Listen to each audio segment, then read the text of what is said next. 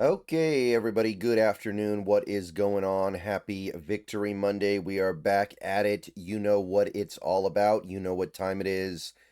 We got some snap count data to look at, and yesterday was a pretty even-keeled game, I would say. You know, the first half, a little bit, maybe a little bit leaning on the defense because Atlanta was actually moving the ball better than we were, but second half comes around, you put together some good drives. Atlanta still moves the ball okay, but turnovers, that's always going to swing things a little bit. So, pretty much equilibrium. Going to start with the offense here, swing to the defense a little bit later, and just get a feel for who is playing and how much and what we can maybe learn from it. So, yeah. 61 snaps on offense. Decent number, not huge, not tiny, just kind of normal. And feels like the kind of thing that you would expect given what happened in that game yesterday. All right, guys, let's take a minute so I can tell you about Sleeper, a one-stop shop for all your sports needs. You can celebrate and chat on sports games in real time with other users. You can get the fastest scores, blazing fast sports news and sports alerts right at your fingertips. And of course, you can use Sleeper to play in fantasy leagues and win real money on picks contests. This is the way sports were meant to be enjoyed together. So download Sleeper today. Use promo code SBN to get up to a $100 match on your first deposit. And you can pair that with another promo they have right now where you can get a $20 entry free with no deposit required. So get both of those things going. Terms and conditions apply. See Sleeper's terms of use for details. Currently operational in over 25 states and growing. So check out Sleeper today. Get to it and go have some fun with sports this year. Okay, so as for who played and how much, Ken Walker 32 snaps and Zach Charbonnet 25. So again, leaning a little bit toward Ken Walker, although he didn't have a very effective game. Charbonnet was actually much more effective this week. So still good value from both players. Definitely a situation where I'm happy to have both guys. But overall, Ken Walker has just been the more effective player this year. So makes sense that he has now had more snaps than Charbonnet in what is this, 6 straight games. And Velez Jones got 6 snaps in garbage time and actually looked pretty decent. Some people actually got kind of excited about what Jones showed. I wouldn't get too excited about it personally, but he has a nice little skill set for the Kubiak run offense. And Robbie Oots actually amped up his workload a little bit this week with 18 snaps, so kind of better. I don't know how well he's playing. I don't know if he's really helping this team that much, but it's still part of our identity. And hopefully by the end of the year, he's a little bit better. So you got to keep playing him if you want him to get better. Okay, wide receivers. Yeah, this is kind of the issue that JSN's having right now. Look at how little he gets to play. Like this game got out of hand by the fourth quarter, so 44 snaps for JSN. He's trying to break an all-time NFL record playing not even 600 snaps so far this season. He's very possibly not even going to get to 800. So it's just one of those things where fate seems to be conspiring to make sure that he can't have that 2,000-yard season. And, you know, I'm not overly upset about it because there are more important things on the line here, but there is a part of me that's like, man, circumstance is really dragging him down. Like if JSN was having this exact same season on a mediocre team or even a bad team that actually had to throw the ball more because they had a bad defense, or even a good team with just a bad defense, feels like he'd probably have like 2,500 yards. And that's not even really an exaggeration when you think about how little this team throws the ball even when he does play. Cooper Cup, 550 snaps now in the season after another pretty extensive effort. He's going to end up playing a lot for us this year. I think more than anybody could have reasonably expected, so that's great. I know the production is not huge, but I'm going to keep saying it because it continues to be true. There's just no way Cooper Cup can have big production in this offense because we don't throw the ball enough.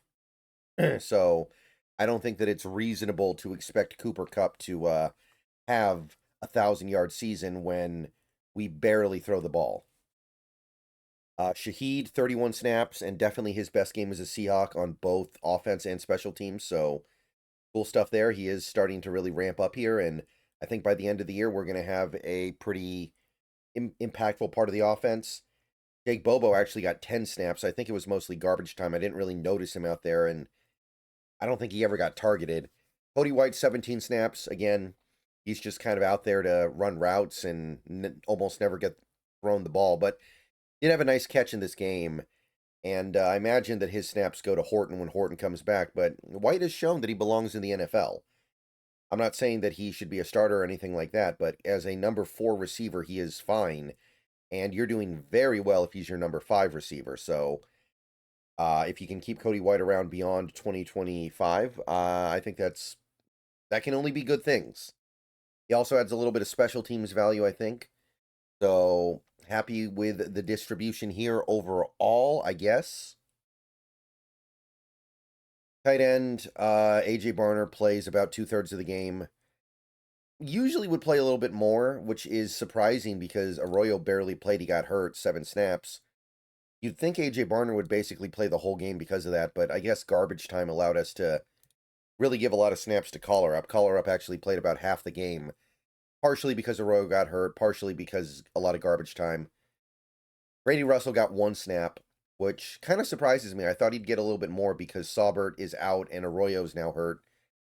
By the way, for whatever it's worth, McDonald didn't indicate the Arroyo injury was particularly serious, so I don't think he's going to miss time, but we'll find out. An offensive line, other than the garbage time stuff, relatively straightforward. Zabel and Lucas played the whole game. They don't really have backups right now, especially when we go to garbage time, and I think that in the case of Zabel, they really want to give him extra reps when they can because he is a rookie. Cross, Bradford, and Oluwatimi played 53 snaps. 8 snaps went to Cable Dew and Christian Haynes from that crew.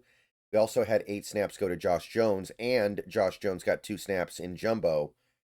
So, makes sense when you consider the fact that at the end of the game, we just cleared out the benches. By the way, while we're here, Abe Lucas, the only offensive lineman to play 100% of the snaps this year. That's pretty cool, right? Because if there's one thing we know about Abe Lucas, it's that he had a hard time staying on the field his first 3 years in the NFL.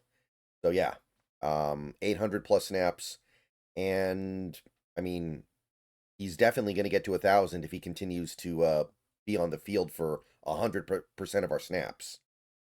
All right, defense. 64 snaps, so very close to equilibrium there, very close to parity. Pretty good. Defense still has like a game and a half more snaps than the offense, which I don't know if we're going to have enough time to correct that, but obviously it's not a huge deal.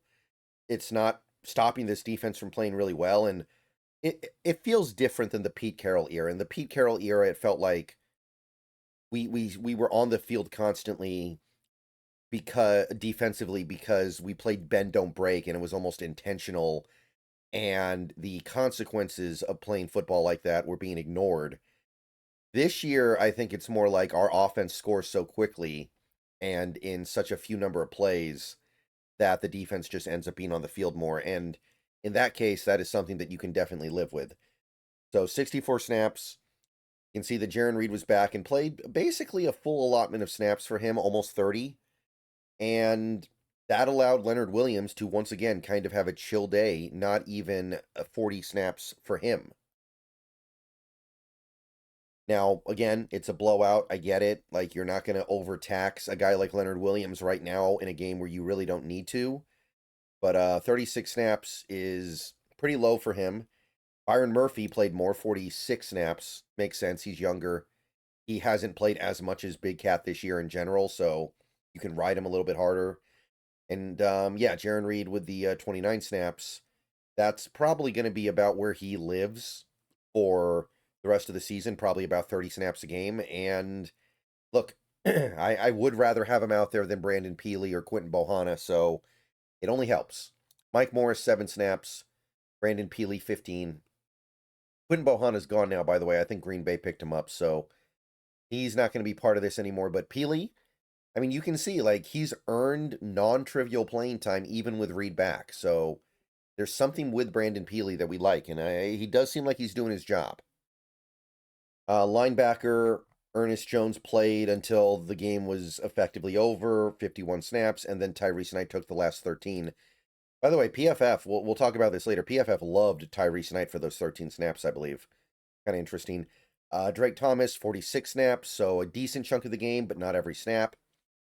A standard for an weak side linebacker, I think. And then Pat O'Connell got one garbage time snap. So not much to say there, but typical when you blow out the opposing team. Edge rusher, again, almost perfect balance. Nwosu, 36 snaps. Hall, 33 snaps. Mafe, 31 snaps. Lawrence, 28. So it does seem like in these last couple of games, and this may end up only being because they were blowouts, but blowouts are obviously a part of football, and reacting accordingly to them is important. There's been a concerted effort, I think, to have D-Law play a little bit less, which makes a lot of sense. He is an older player, and you want to make sure he has stuff left for the postseason. We got 4 games left. D-Law's already missed about a game and a half this year, a little bit more, actually, because of an injury, and we don't want to mess around. So if we could find a way to get DeMarcus Lawrence at around like 550 snaps played by the end of the regular season, I think that's really good. And if you look at the overall percentages, like the only reason why we don't have basically perfect splits is because Derek Hall got hurt and missed effectively 3 games. So if not for that, it'd be almost like 50-50, 50-50. But really nice spread. Nwosu leading the way, I think, does make sense. Best well-rounded edge rusher on this team right now, I believe. So pretty sweet stuff happening there. Cornerback, Witherspoon plays the whole game until trash time comes out. It's because of that mostly. Greek Woolen, again, kind of rotating with Job, in and out, back and forth, contextually based on situation. Still, they play a lot together. Job, 49 snaps. Woolen, 43 snaps. I wonder if the fact that he's not playing the whole game down the stretch here is going to be something that influences his pay in the offseason. It is kind of interesting, right?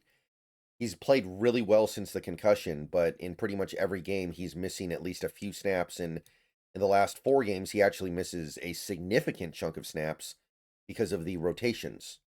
So it is worth noting, I think. I don't think it'll hurt him, but it is worth noting. Anyway, Nehemiah Pritchett, 1 snap, garbage time, gets on the field just for fun. Safety, Julian Love, definitely on a tight pitch count because I'm pretty confident he did not get hurt. I didn't see him re-aggravate anything. I didn't see him leave with an injury. But only 20 snaps. Ty Okada gets 44. So you had the ramp-up game this week against a not great offense. This upcoming week, you get kind of another ramp-up game against an offense that will probably be down to a third-string quarterback. So there will be an opportunity to maybe allow Love to play 2/3 of the snaps this week. And then by the time you get to the Rams game, he's probably ready to play basically all the snaps. So I'm not against it, especially because Love had missed so much time. It made sense to take it easy. Kobe Bryant, every snap except for 1 at the very end. Eamon Worry, basically the whole game as well, 58 snaps. D'Anthony Bell plays a little bit at the end of the game, 3 snaps. Like I said, Okada got the 44 from a Love spot because they were keeping things tight. And that's it. That's it for this week of Snap Count Monday. Again, I really like it. It's the situations are enabling them to do some really cool stuff right now. We're going to eventually play closer games. And when we play closer games, I don't think Leonard Williams is going to be able to get away with only playing 30 snaps. I think that he's going to play a lot more. But the fact that you're doing this right now is going to make it easier for him to do that when the time comes. Like if we need him to play 50 plus snaps against the Rams, then he should be able to do that in part because we didn't overtax him. We're going to get to the end of this season, and if things go well, and we do have a tough schedule at the end here, he might end up somewhere around 800 snaps played total, which I think is a really good place to be. All right, Let me know what you guys think. I'll see you guys later. More videos coming soon. Go Hawks. And that was a successful Snap Count Monday.